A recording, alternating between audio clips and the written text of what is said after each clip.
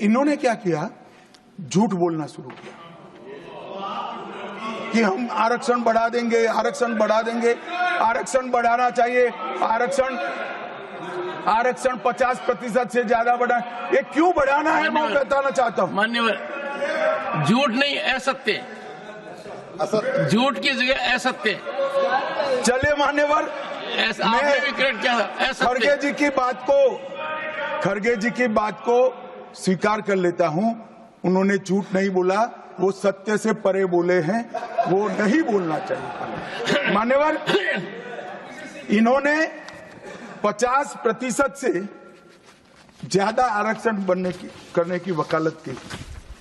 मैं आज देश की जनता को कहना चाहता हूं कि देश के 2 राज्यों में धर्म पर आरक्षण अस्तित्व में है, धर्म के आधार पर आरक्षण। ये गैर संवैधानिक है मान्यवर। संविधान सभा की कोई भी डिबेट आरक्षण के प्रावधान करने वाले आर्टिकल की पढ़ लीजिए, इसमें स्पष्ट किया गया है कि कोई भी आरक्षण धर्म के आधार पर नहीं हो सकता, आरक्षण पिछड़ापन के आधार पर।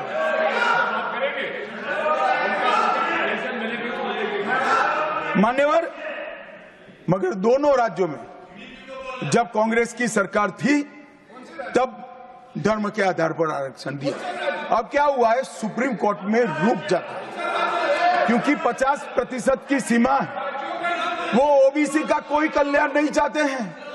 50% की सीमा बढ़ाकर मुसलमानों को आरक्षण देना चाहते हैं, मान्य धर्म के आधार पर आरक्षण देना चाहते हैं।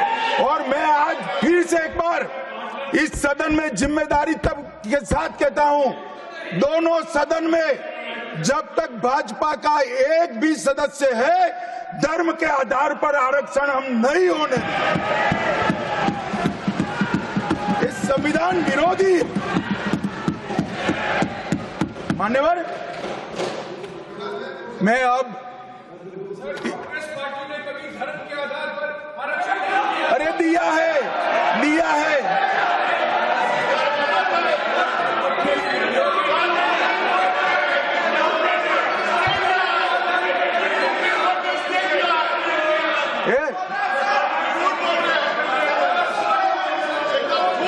मान्यवर, इससे तो ये बच जाएंगे, मगर मैं रिकॉर्ड पर से कुछ कोट अनकोट कहना चाहता हूं जो संविधान सभा की चर्चा का रिकॉर्ड है। जवाहरलाल नेहरू जी ने कहा, मैं ये देखकर सचमुच आश्चर्यचकित हूं कि नियुक्ति में आरक्षण के सिद्धांत को कितनी देर तक ले जा रहा है, मतलब कितना बढ़ा रहे हैं। मुझे नहीं लगता कि ये बिल्कुल अच्छा है।